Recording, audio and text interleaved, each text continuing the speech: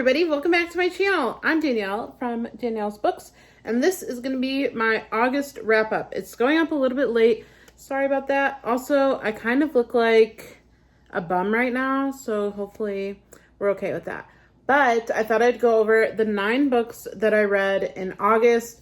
I have some new all-time favorite books, and some I literally don't remember the plot of, so that'll be fun. Also, don't forget to check the description box down below.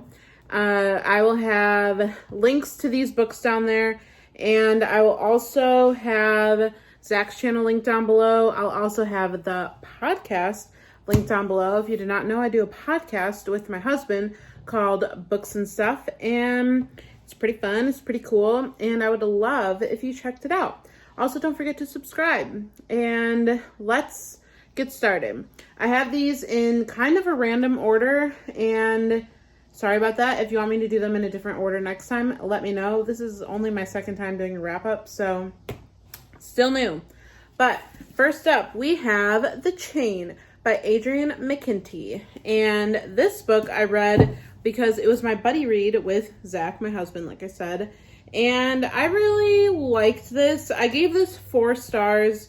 And this is about right away from the jump. This mom, her daughter is kidnapped and is taken into the chain. So what the chain is it's a little confusing to say, like, all of the pieces of it.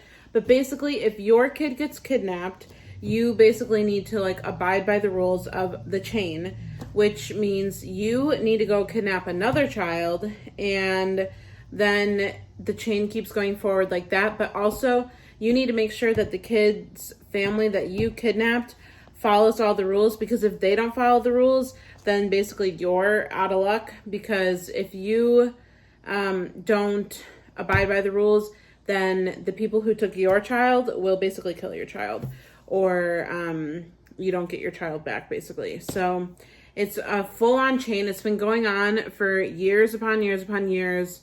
And she, the main mom, what's her name? The mom's name is Rachel. So basically you're following Rachel as she has to go through with this. And obviously it takes a while for her to, like, complete her part of the chain, kidnapping another kid. But also, this book is told in 2 parts. And I thought that it could have ended after the first part, honestly, because it took a while for the first part to end before part 2 started. And I don't think part 2 was really necessary. I think the book could have been a lot shorter. But I really enjoyed it. I thought that the action started right away. Literally, like, in the first few pages, like, her child's kidnapped. So it starts right from the get-go. I was... what do I want to say? I was definitely engaged from the start, but like I said, it was just a little long for me. And I talked about this in a 24-hour reading vlog, so I'll have that linked above wherever if you want to check out my, like, immediate thoughts while I was reading it. But there you have The Chain by Adrienne McKinty, and you can also hear Zach's rating in that video too, because like I said, it was a buddy read. Next up, we have another thriller, and that is Daisy Darker by Alice Feeney. Another book I read in let's do that, in a 24-hour reading vlog. Let me grab the other 2 and we'll do those 4 off the bat. So this one, I loved this thriller. Now, I will say, I figured out some of the twists, I guess one of the twists, pretty early on into the book, but I didn't figure out who the killer was. So I still had some surprise, and this is kind of the recipe of a thriller that I really enjoy. So it's Nana's 80th birthday, and so Daisy's whole family is getting together on her, like, island resort house mansion, and they're all getting together to celebrate.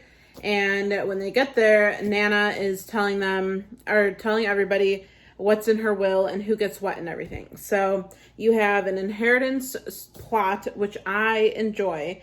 And then you also have locked room, which is another trope I really enjoy, and people getting picked off one by one. So this is not a spoiler. Nana dies, and basically from there, one by one, everyone who's at the resort or at the house in her family gets picked off one by one. And so you're trying to figure out who basically among them is doing the killing. You're also getting kind of flashbacks to stuff that happened in the past. I'm not going to get into it because it could lead to the spoilers, and I don't want that to happen.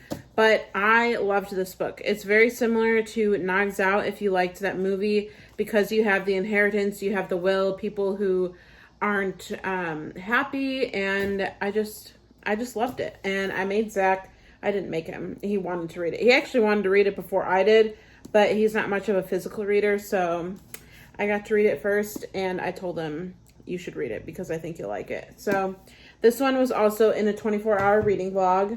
And that, our next is I Am Not Your Final Girl by Claire C. Holland. And this is like a horror poetry collection. So basically you're following, well, you're not really following.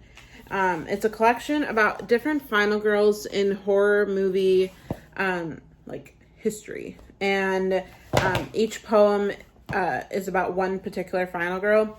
And I really enjoyed it. You know, she wrote this to kind of like champion the final girls who went through it, and how you should look up to them because, you know, they did everything they could to survive. And, you know, that's something that you should do in your life too. So it was really enjoyable. I definitely had some favorites. I talked about this in the 24-hour reading vlog, like I said.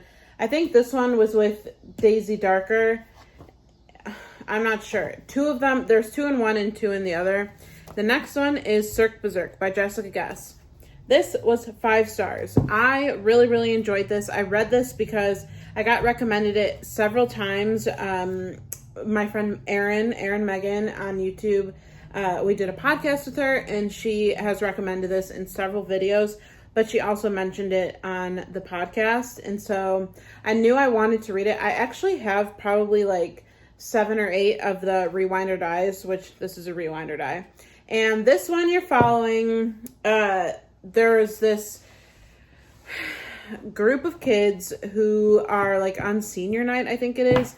And they did something like kind of boring that they always do. And so one of the kids was like, we need to like level it up. We need to go out with a bang. And so someone was like, well, let's go to Cirque Berserk. Because 30 years prior to when these group of kids were like, let's do this, 30 years prior, there was like a massacre at Cirque Berserk, which is the name of a carnival, and everyone died. And so it's been shut down now, but anyone who goes back to Cirque Berserk has still been dying, even though it's been run down and everything. So it's like, what? And so you're trying to figure out what happens. You're following each character, or you get segments of each character and a little bit about them, and then also their deaths. And so I really enjoyed it. If you like a carnival setting, if you like 80s vibes, if you like slashers, this is like very much so a recommendation and the book for you. So there you have Cirque Berserk by Jessica Guess. I really, really recommend this, and it's very short. So love it.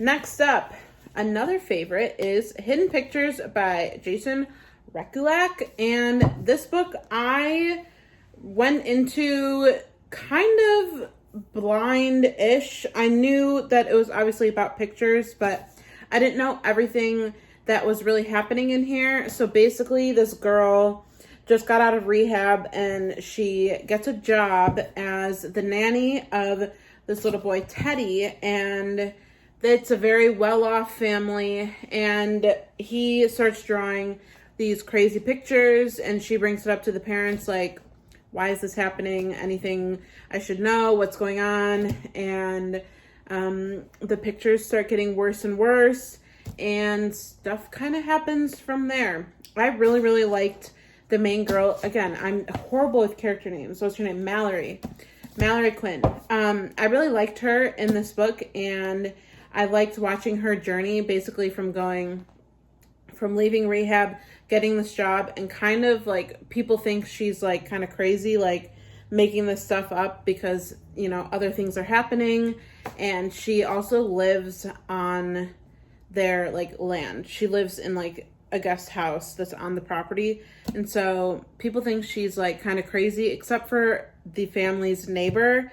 And what is her name? I'm horrible with character names. I don't know. But the neighbor is definitely like on her team. Like the people you're nannying for are like low-key nuts. So I don't know. It was just a lot of fun. I liked following the different characters in this book. And I loved looking at the pictures. It made the book so enjoyable. I don't want to give any spoilers away, so I can go to maybe some of like the first one. Here's a couple from like the very beginning. So this is like the basics, and then it gets like way more intense and crazy from there. But I really, really liked this book. This is a book I would actually probably read again, and I really liked it. So this is a new release horror. I think it came out like maybe April, May, something like that. And Zach read this too and really liked it. So this could possibly be in my favorites of the year. I really, really liked it. And I thought at first it was going to be a little long, but it really worked for me because there's definitely some parts of the book where you literally get like almost like 5 to 7 pages in a row that's just pictures. So there's no words on it. So that helped move the story along a little bit quicker, because otherwise I was like a little intimidated by this book, but I really enjoyed it. So there you have Hidden Pictures by Jason Rekulak.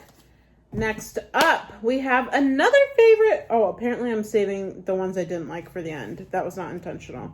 It was just how the stacked. I don't know. Next up is The Rotting Within by Matt Kurtz. I read this because I saw it on, what's her name? Spookish Mommies. She's on Instagram. Ashley's Instagram, and she's recommended this in several different like ways. She always does these like corrals on Instagram that are like the scariest horror books or whatever, and so she'd list a bunch of books or whatever, and this one landed on a few different types of things like that. And so I always had it. I have a list of books that I want to read eventually, and this was one of them that I wrote down because I kept seeing it in her stuff. So basically this one you're following, again, I need the girl's name, Kenzie. She is running away from her boyfriend. He's very abusive, and she just like needs to get her 2 kids and like peace out. So she remembers that her grandmother, who she's pretty much just had no contact with, owns a bed and breakfast in this like a little bit off the map. It's not very well known. And so she's like, yo, I need a place to stay. Can I come stay there? And grandma's like, of course. So she goes and stays there, and then, you know, she's obviously very excited to be there, but then creepy things happen, obviously, and, you know, like, stuff in the walls, creepy people live at the inn, like, on the 3rd floor, and Kenzie and her 2 kids were told, like, leave the women alone that live on the 3rd floor because just don't bug them. And so that kind of leaves you wondering why, and also I don't know, it just leaves a little bit of mystery. And I really liked how it goes. The ending kind of ends with a little bit of like a cat and mouse situation, and I really, really liked it. This is a 5-star book, and I would recommend this heavily because I really, really enjoyed it. And this could also be in a favorites list at the end of the year. I don't know what kind. I don't know if this will end up being in my top 10 favorites, but this is one of my favorite horror novellas that I've read. So there you have The Rotting Within by Matt Kurtz. Next up, we have a YA book, and this is is this YA? I think so. Yeah. The Horror Hotel by Victoria Fulton and Faith McLaren. This book was sent to me from my Amazon wish list, which I always have linked down below. And this one was sent to me by Inez. So thank you again, Inez. And this one you're following which the cover is just amazing. This book, I think I'm between like a 2.5 and a 3-star. It wasn't bad, but it wasn't like anything remarkable or outstanding. So this one you're following a group of kids who have a YouTube channel. They're nearing 1 million subscribers, so they want to do something big and celebratory for hitting 1 million. And so they're like, well, why don't we take a trip and go to this super haunted hotel in LA, and we can catch some like ghost activity or whatever. And so on camera, on live. And so they do that. One of the friends that's in this group can like see ghosts and everything. So they bring her along and they're kind of using her to get the footage they want and everything. And it was just okay. It reads very, very YA. And so for that, I didn't like it as much, but I can't really fault the book for that. I think this would be a good book if you were, of YA age, and I would recommend this to like my kids if they were wanting to like read something spooky, because this isn't super spooky, but it gives you the spooks. I don't have any kids, by the way, but and when they're of age. So that's Horror Hotel. It was just fine. It wasn't anything, like amazing, but it was a fun read, and it went really, really fast. It's like 200 and something pages. So this one I listened to on audiobook. I don't often listen to audiobooks anymore, but I did with this one. So yeah, there you have Horror Hotel by Victoria Fulton and Paige McLaren. 2 more books. The next one is kind of a bust, and this is Come With Me by C.A. Bainham. And this one is an extreme horror novella, and by novella, I mean it's literally 27 pages long. Is it even that? Am I right? 27 pages. So I randomly stumbled upon this on Amazon. I was looking for extreme horror novellas that were a little bit shorter. I didn't mean 27 pages, but like 150 or less pages. And this one randomly came up like a few pages into the Amazon search. And I was like, why not? For 27 pages, I'll give anything a try, honestly. And so I did. And while I liked the story, I had problems with this because it's like grammatically like not good. Like it shouldn't have been published now. It definitely has so many errors. And so I don't know. I'm torn with what to do with this because the story was fine for 27 pages. It did what it needed to do. I liked the book itself, but like it was not written like the best, and it also was not edited the best. So I don't know. I think I'm gonna give it like a 3.5 because there was a part in here that was just okay. Let me give you a plot. So you're following Jeff. He owns a scrapyard, and I can't say too much because it's 27 pages, like I said. He owns a scrapyard, and basically he goes to pick up like really beautiful women, brings them back to his place, and tortures them to death. And I would not read this if you don't like brutal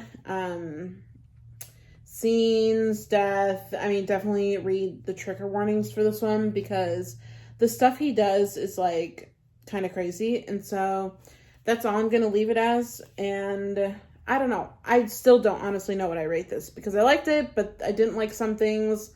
I don't know. So this one might just be like a question mark. I'm not sure. But there you have Come With Me by C.A. Bainham. Last up, the book that everyone and their mama read. What is it called? I'm Glad My Mom Died by Jeanette McCurdy. I'm going to keep this one short and sweet because it's probably been in every girlie's YouTube video wrap up, and it's in mine. So this one I read because I got the ALC Advanced Listener Copy from Libro, and so I was like, why not? I also saw the cover in Barnes & Noble, and I was like, yes, please. And then 3, it was shorter, and I grew up watching her, so I actually had a little bit of like a personal attachment, I guess you could say, to it. So I wanted to read it. And it's a hard read. She went through a lot, and you kind of see the backstory of what she went through and what her relationship was like with her mom, but also kind of what she went through as a child actor and all of that. And she tells a lot of stories, and I was into the book the entire way through. I also listened, like I said, I listened to the audiobook, and she does the audiobook, and she does a great job with it. Obviously, it's her book, but she has a great audiobook voice, and I would recommend it if you grew up watching her. If you know her, I think you could get something out of the book, even if it's not the like personal stuff. She has cool stories from being on Nickelodeon, or she tells you stories about that time of her life. So I really enjoyed it. I guess I would give it 5 stars. I don't know, it feels weird rating a memoir. But I thought it was well written, and so for that, it's a 5 star. And that will wrap up my August wrap up. And I'm sorry that I kind of look like a bum for this video. I promise I'll do better next time. So there you have the 9 books I read in August, and thank you so much for watching. Let me know your favorite book you read in August. I don't know if I can choose a favorite. I guess it would probably be Cirque Berserk or Daisy Darker. I think those would be my favorites, but I don't know. I read a lot of good books. So yeah, let me know your favorite down below, and don't forget to subscribe to this channel. I would love it, and it helps me grow, and that would be amazing. So thank you for watching, and I'll see you in the next video. Bye!